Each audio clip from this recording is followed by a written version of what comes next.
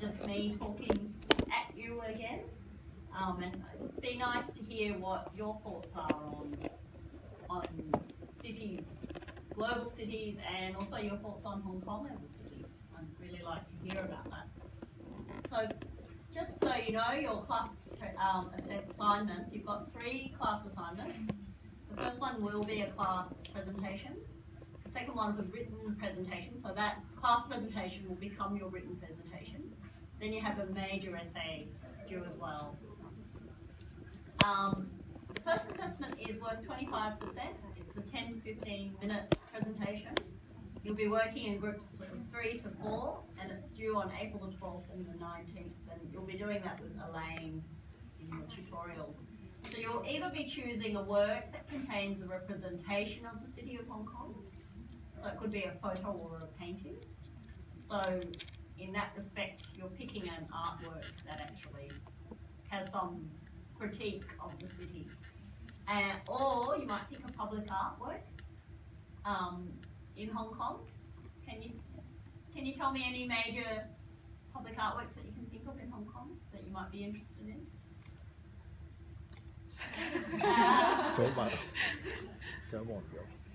Does anyone know of any good ones? No, I saw one last time I was here in the IFC Mall, which was the Japanese artist's work, and it was actually a playground that children could play in, but it's actually an artwork. And it was a big netted artwork, and kids could go inside it. Yeah, that was in July, and you had to book in to use it. But that was in the mall. That might be something that you might be interested in. Choose a particular space or place in Hong Kong. What do you think is a very special kind of place in Hong Kong? You got in mind any particular places? A building or a park or a particular street? What's a favourite street of yours?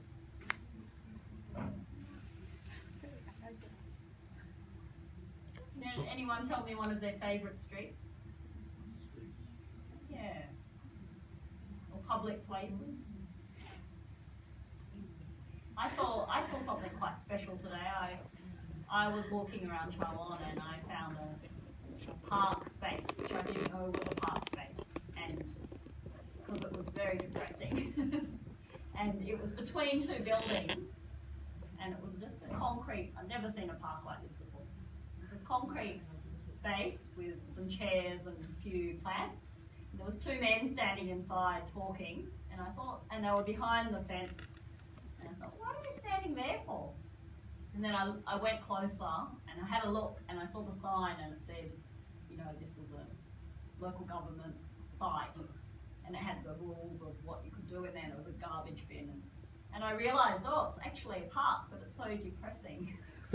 And that was like, that's only in Hong Kong you could call that a park. So they're the sorts of things that you might want to think of. That means we could take a place in Hong Kong, not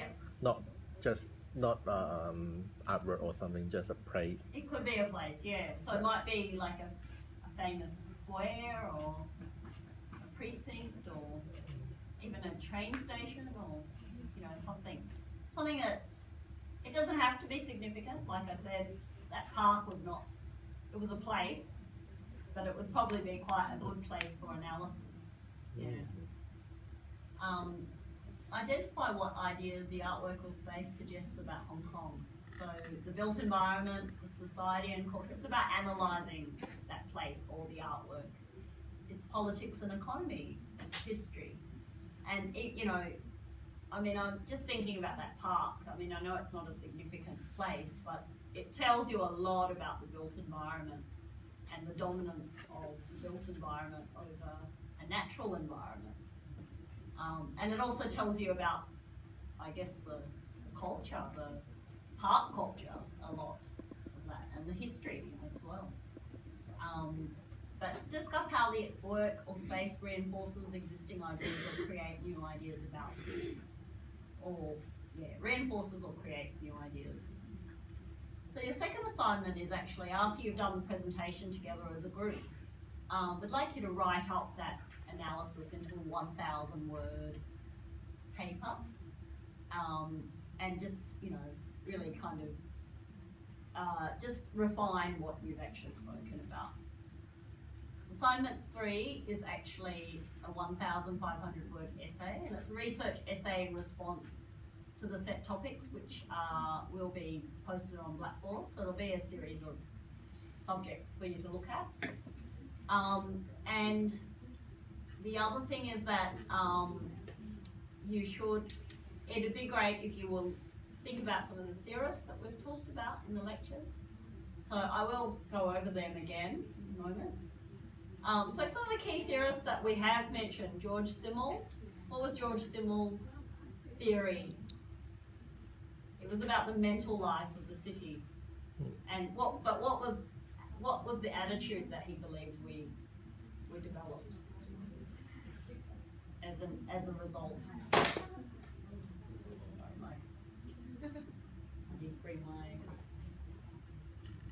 My battery's low. Anyway, what was the attitude that we developed in the city that he talked about? Did the last say? Okay. Take note of these people. There are some readings that are by these authors, but you'll probably find some of their writing in the library as well. But Henry Lefebvre is another great one who writes about production of space. Doreen Massey about the city as a process. Walter Benjamin and the arcades. Marc Auger and non-places. I've put these slides on Blackboard as well, so you can find this information. Saskia Saskin wrote about the global city. Michel de Soto writes about walking and resistance. It's not Anthony White, sorry, it's Anthony Gardner and Charles Green. They're both academics from Melbourne University, and they've written a lot about biennales. We've done a lot of research around that area.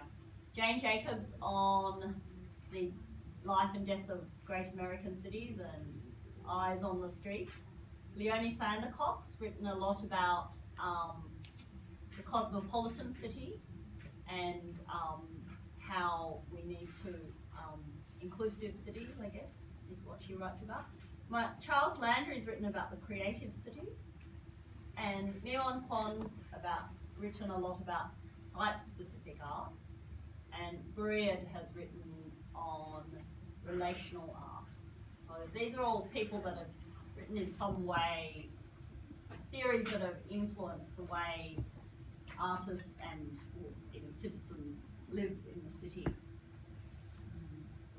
All right, so I just thought for us to have, I'm just going to show you a few slides, and we'll just have a bit of a chat about how have artists responded to the city and what are the dialogues of a city that we're seeing some of these images. So I put, this is an Andreas Gursky image of the Hong Kong and Shanghai Bank building in 1994.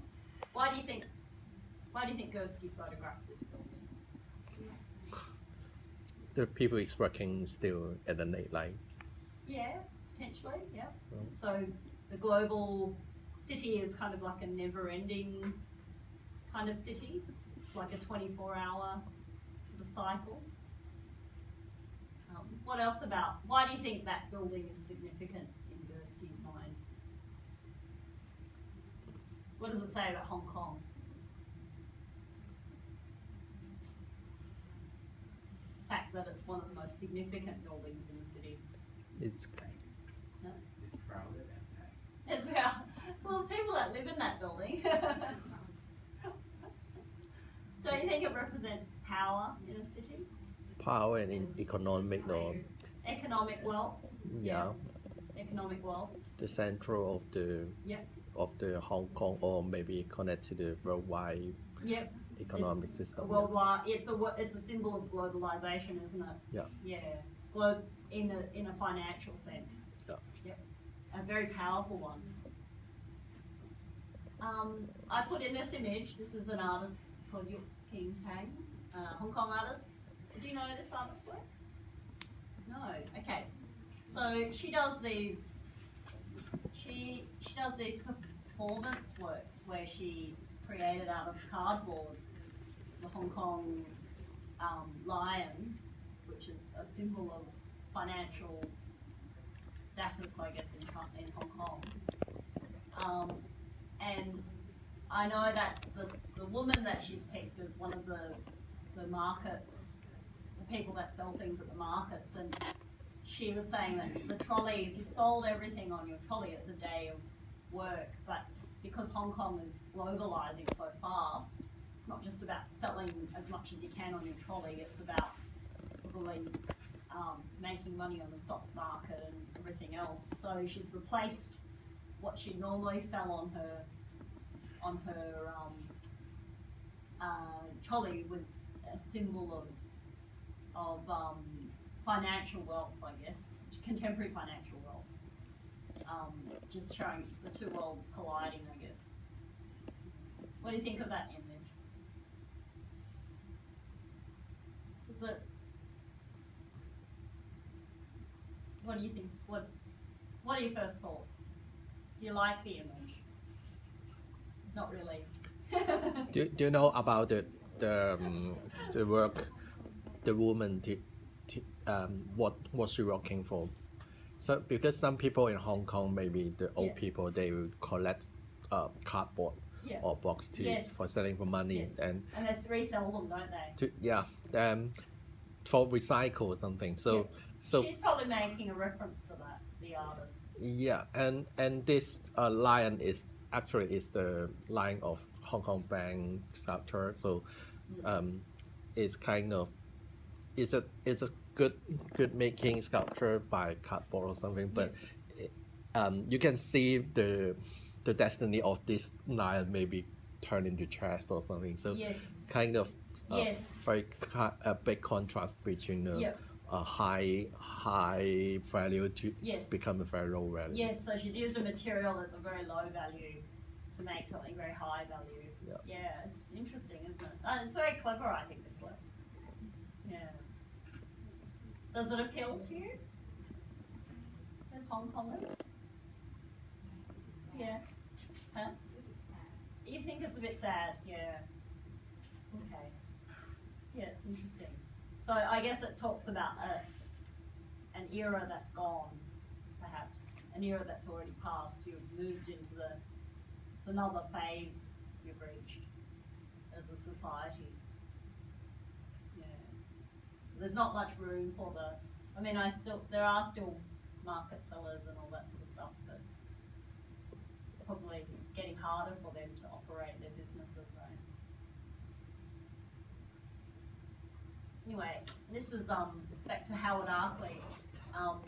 I know that you said you don't have suburbs quite like we do in Australia, but why I put this in is because I guess cities all look very different and the way we live is very different, and I'm wondering if in some of the outer regions you have something a bit similar to what we have in Australian and American cities, or not really. I know that there are some houses in the new territories, but they're usually old houses, aren't they? They're quite old houses. Some of them, it's kind of different in Hong Kong because Hong Kong people tend to build up walls around their house instead of like one plain grass land or stuff like that. I thought I've heard of some Canadian complaining about those Chinese moving to Canada to live and building those walls around their houses. Kind of disturbing. Yeah, right. That's interesting. I know that I've had friends from Hong Kong that have moved to Australia, and they've found it they feel unprotected living in a house that's freestanding, and they would rather live in an apartment because they feel like it's more secure. And they don't want to be on the ground floor like in a house. So yeah, it's quite a different mentality towards how you live. And Australians a lot of Australians are used to this kind of scale of house, with a front yard and a backyard. And now the cities are changing a lot. A lot of people are selling their backyards and sell the land so that they can subdivide it and someone else will build a house at the back. So the Australian backyard is slowly a dying thing because of property prices. And my old house used to be like that. It was the backyard had been sold off to someone else and there was a unit at the back there. So we no longer had we only had a small backyard, but now I've got a really big, long backyard. But it's like the Australian, have you heard of the Australian dream, the American dream, is to own a quarter-acre block with a house on it. And that was like a modernist 50s city dream. And then I guess Le Corbusier, and this is his plan for Paris. So cities can also be about creating an ideal space, like Haussmann's plan of Paris, which he thought was an ideal place that fixed all the social problems, but then a lot of people felt displaced by that planning, and I'm sure in Hong Kong sometimes that happens. I actually did notice that the Hong Kong government's doing a lot of urban planning and promoting that they're being consultative. I saw an ad on TV just before I came to class actually, and I was quite surprised, but they just talked about putting in a lot of new housing for people because obviously the population is growing. But affordable housing is a big problem, isn't it? Yeah. So this is a classic, this is a great artwork to talk about non-places. This is the Eastlink Freeway in Melbourne, and it's a freeway that I drive along quite often actually. And this artist, Callum Morton, is a well-known Melbourne-based artist who is a sculptor, and he made this 3/4 scaled hotel. It's a miniature hotel that sits on the side of the freeway, and it's in a very sort of boring kind of place where no one really wants to stay.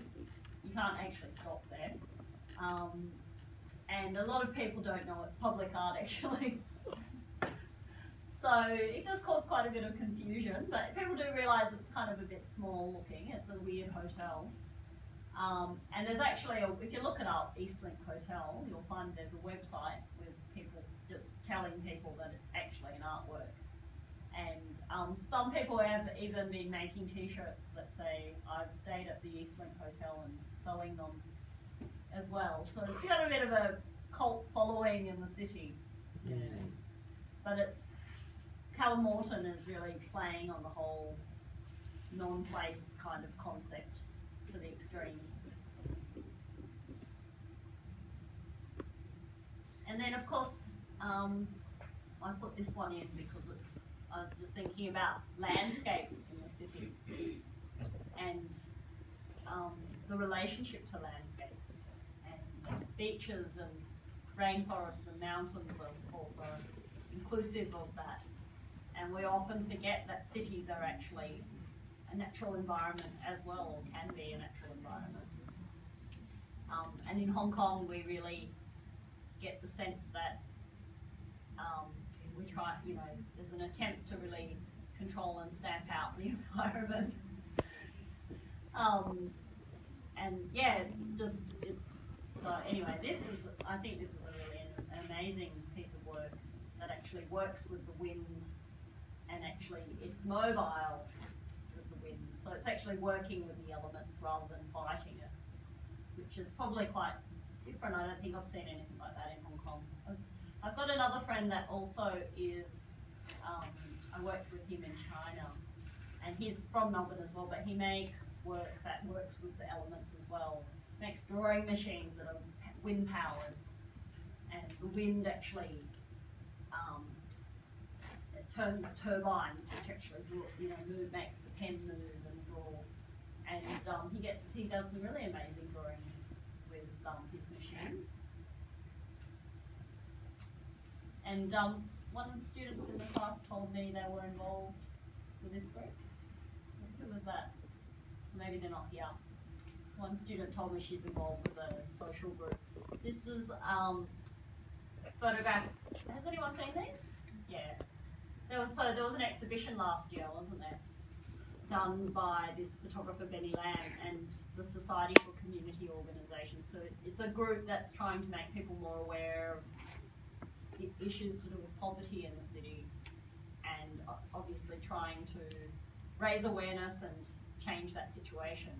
So Benny actually took a whole series of photographs of micro apartments in Hong Kong and people living in very constrained conditions.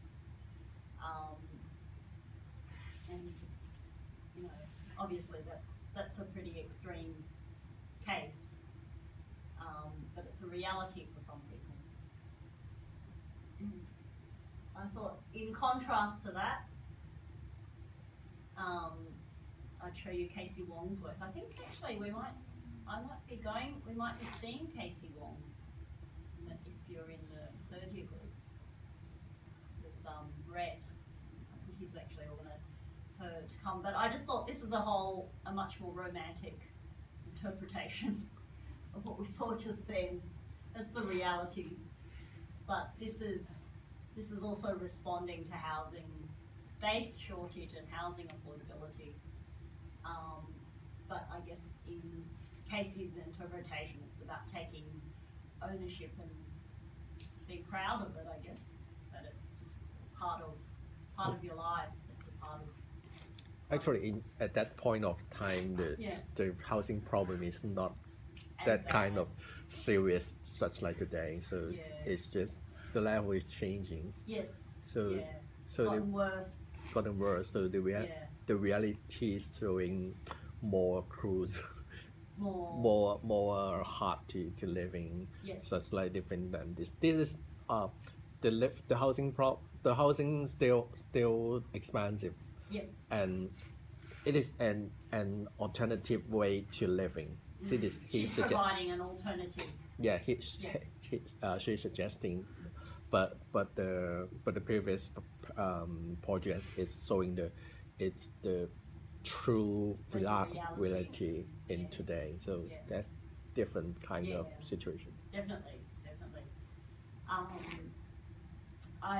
Something that is quite interesting. That's I mean, housing affordability is not something that's just only particular to Hong Kong.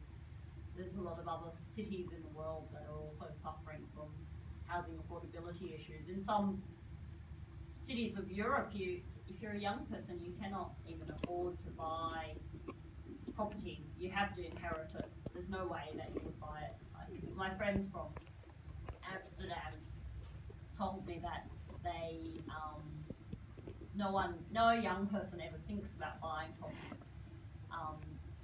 And they have very particular public housing systems set up so that people are placed in units. They rent them, but they are government housing, which is set at a particular rate. So no one goes without housing because they've got good systems in place. But renting is not very flexible. I think you have to go on a long waiting list for 2 years or something. But they have enough housing for the community, and I think the only way you would own a property there would be if you inherited it from your family.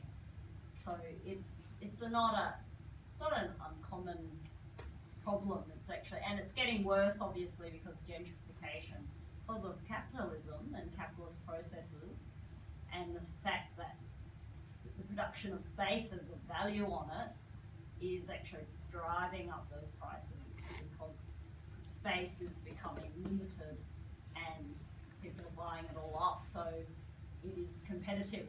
It's become competitive, and that's why these sorts of issues are happening. And it's not just in Hong Kong, but it's in many cities. But Hong Kong's in a pretty extreme case in terms of places like Tokyo are pretty extreme as well. And then of course, going back to the issue of gentrification, this is Rachel Whiteread's house, which really resonated with a lot of different people because almost as if she created like a ghost of the house, and the neighborhood was like the last remnant.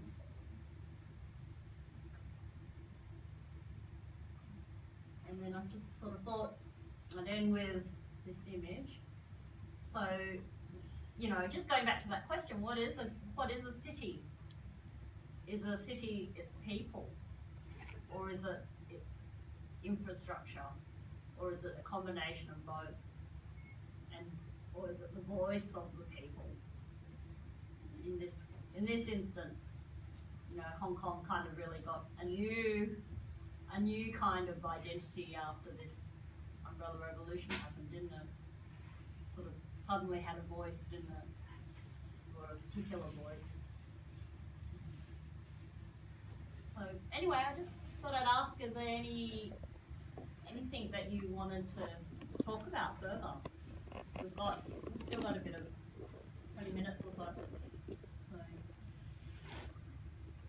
anything in particular that you found? Which topics did you relate to the best that we've talked about over the last couple of nights? Relate to our artwork or relate to our interest, something? Your interest or your artwork?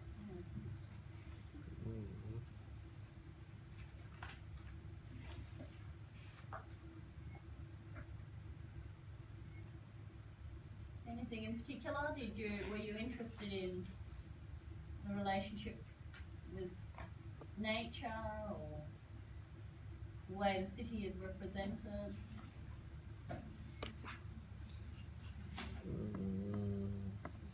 No. Were there any artworks that really resonated with you besides the black version of Cloud Gate? The White House is I have some thought about the previous White House. So this one? This one, the White Hat. Right. What? Rachel White Rachel White Hat House. Yeah. That Actually, one appealed to you? Yeah, because very interesting because the neighborhoods were removed that and it should be some reason to remove the place who some people living in and moving out. So it's very interesting. The place should be used for some other use. Maybe for some other things using, but it's left behind right here. So is it a permanent work or no? It actually doesn't exist anymore. It was there for a couple of months. Yeah, but I think it really had such a big impact, that work. Yeah. Also, it's record the memory or knowledge about the China government doing so. They doing a lot of development for the city or something. So they will to move the living place for the people to remove the old houses, and sometimes they were using the legal weight in before, so they will ask them to, so you should leave, so I doing some compensation to you, but sometimes the people think the compensation is not enough or they don't want to move to the new area. Yeah, and that kind of person or people, they will stay and hold inside. And sometimes the government just think, oh, so you choose to stay, so I doing the development around you. Sometimes you can see the highway at the middle of the highway has a house. There's a university campus in Melbourne, Monash University. There's one house right in the middle of the campus, and the rest of it is university buildings. And this one lady wouldn't move, so her house is right in the middle of the campus.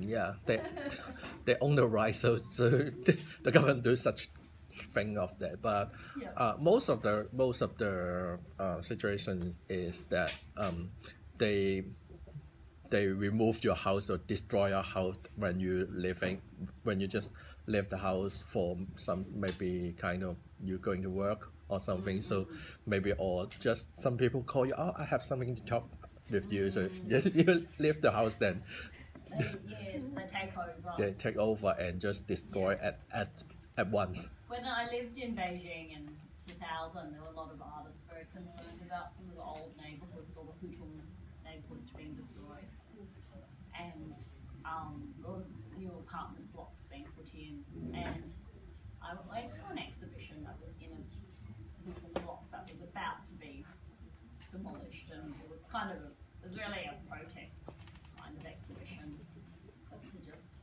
sort of draw awareness to the heritage being lost. Yeah, but I think that's why you might find that Hakka House exhibition quite interesting, the one that's here in Taiwan. And there's actually there's about 4 or 5 different houses that 4 or 5 different houses that are part of this. It's the Dr. Sun Yat-sen Museum, the Sam Tung Up Museum in the old house at Wong Up Village, and the Law Folk Museum. So there's all these different artists that are involved, 4 different houses. But you might find that quite interesting. Just can have a look at that if you want.